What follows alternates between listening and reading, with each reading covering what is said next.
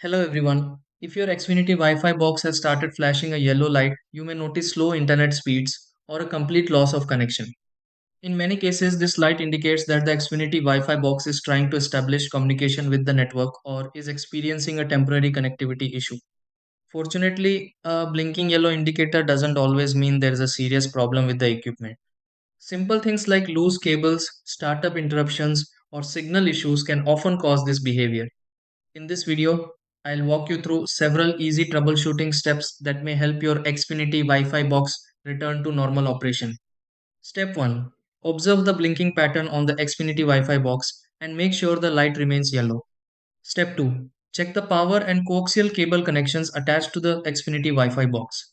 Step 3. Confirm that the Xfinity Wi-Fi box is receiving a signal from the service line. Step 4. Give the Xfinity Wi-Fi box a few minutes to complete its startup sequence.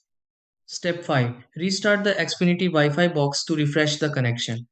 Step 6. Test internet access after the Xfinity Wi-Fi box finishes reconnecting.